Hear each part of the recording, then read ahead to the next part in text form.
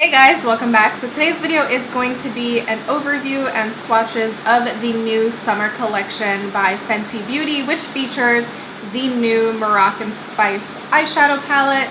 I did go to the pop-up when they were here in New York and I purchased basically everything because I'm a Rihanna fangirl. I love Riri, so of course I had to get everything.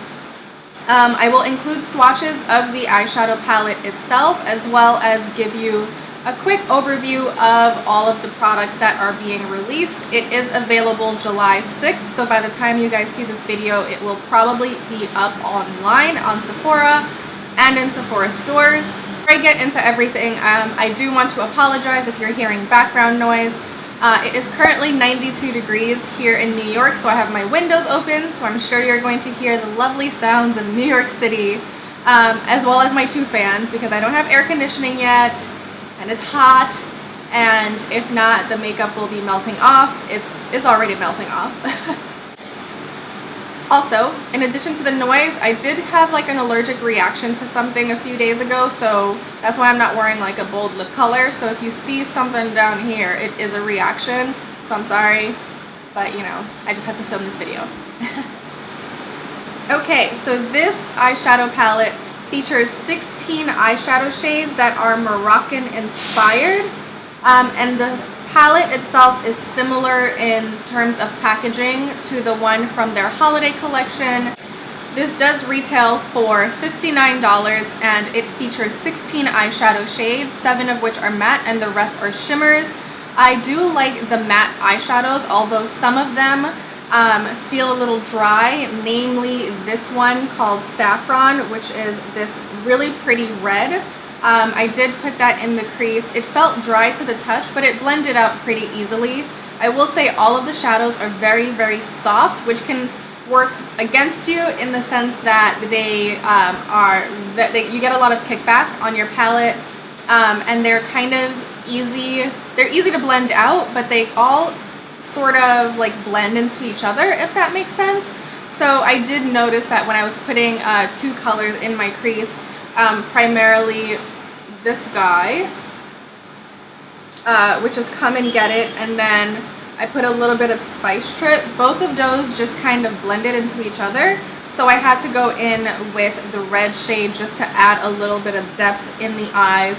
The shimmer shades are absolutely beautiful. I am wearing the two boldest colors, so Evil Genie and Sook It To Me.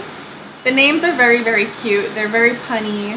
It is Moroccan themed, although some people have said that they don't see the Moroccan inspiration. I can kind of see it with the reds, the browns, and the blues colors that are typically pop in Morocco, so I've heard. I haven't been there. In all, I do think this is an okay palette. Is it the most amazing palette in the universe? No, I don't think so. Fenty so far is not really known for their eyeshadow palettes. Complexion for sure, but eyeshadows, they just kind of are hit or miss. The holiday palette, as much as I loved it, it was all shimmers, so it was more of a companion palette, and I don't really reach for it as much. It is very beautiful, but it's not the one that I would go to. I would just get more of like an all-in-one palette. Overall, I'm not mad at this collection. I mean, at this eyeshadow palette. I think I was able to create a really, really beautiful eye look. The blue is what she wore in the Wild Thoughts video, so I had to incorporate it somewhere, some way, somehow. I knew I wanted to use it. And this white color over here, it is called Marrakesh at first. No, Moroccan Ice. I hope I've been saying the right names.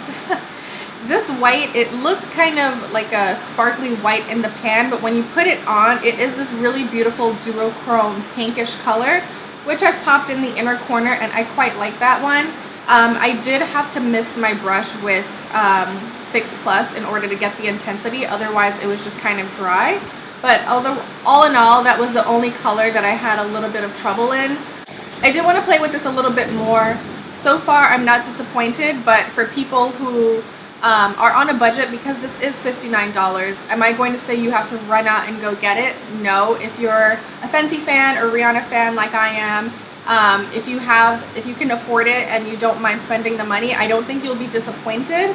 but I wouldn't say, you know, this is a must-have, gotta have it for every single person. You know what I mean? I just think that there are some more cost affordable ones like the Makeup Shayla Color Pop eyeshadow palette, which also has the same or similar tones. It's not the exact same, but it has like similar tones in there. So if you are on a budget and you're wondering which one you should get, maybe check out the Color Pop first. Or the like major downside, if I'm being picky, is the fact that you do get a lot of kickback, so your palette gets dirty. I'm one of those people that weirdly likes my palettes to look clean. It's a weird habit that I have, but you know, if you don't mind that, then you're fine. For the eyeshadow primer, I bought this because I love the Pro Filter primer for your face. I'm not one to really wear eyeshadow primers, but again, Riri.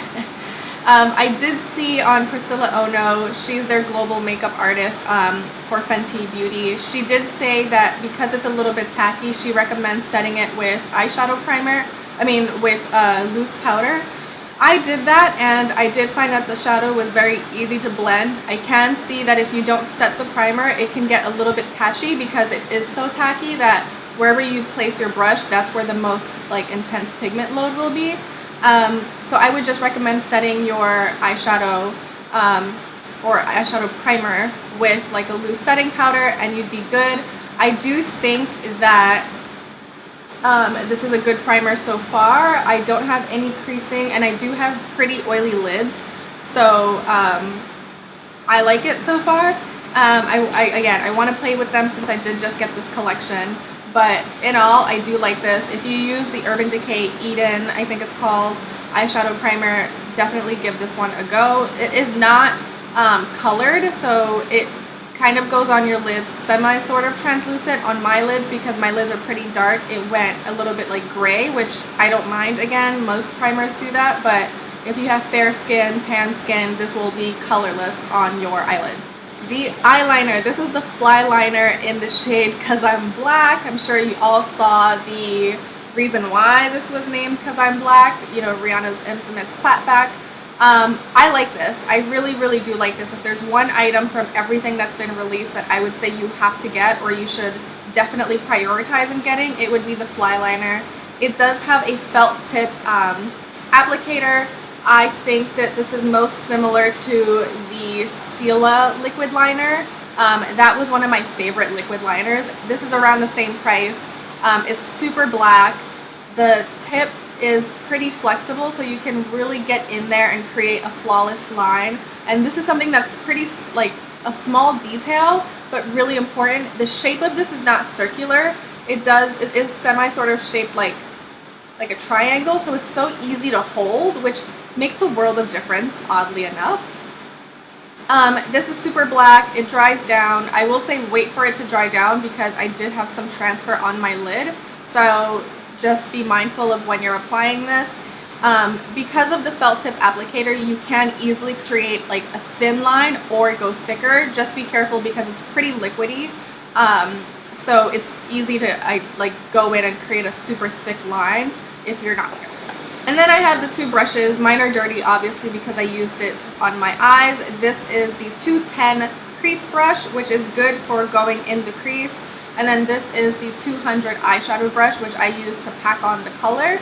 I like these. They are pricey, so if you're someone who is on a budget and can only, you know, cherry pick what you're getting, I would maybe get a set from Sigma. I do love Sigma brushes. They are some of the best. I would prioritize a set for about $40 because the two brushes cost $20 each, I want to say. But if you don't mind spending the money, I do like these brushes. I know some people were hit or miss on them. I quite like Fenty brushes. They are synthetic, but they're super soft. They're not itchy. They're not scratchy on your face.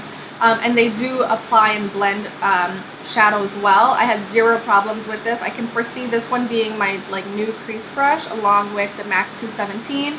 And this one you can pack on eyeshadow. I do wish it was a little bit smaller, a little bit tighter, but I guess because it is thicker, you can pack on and also blend easily. I just found that when I was going on the inner corner, I had to use my Smith brush just to get really on the inner corner and not get eyeshadow all over the place. But I'm not disappointed in these. I'm not mad that I spent my money on it. But again, if you're on a budget, think of getting a brush set from like Smith before getting these. But if you don't mind spending the money, you're not going to be disappointed. So that is the collection in a nutshell. It is pretty dope. I know this is what everyone is thinking of or thinking of getting. It is an expensive palette. It is $59. It's going to be well over $60 with tax. Again, I'm not disappointed in them, but I can see why some people wouldn't get it. I like this palette, but again, I'm not a makeup artist. I'm just a makeup enthusiast, so I guess my priorities are a little bit different. But I was able to create a really beautiful makeup look, and I'm not mad at it. I don't want to wash my makeup off. Yeah, thank you guys so much for watching. I hope you enjoyed this video. Don't forget to subscribe if you haven't already, and I will see you in my next one. Bye!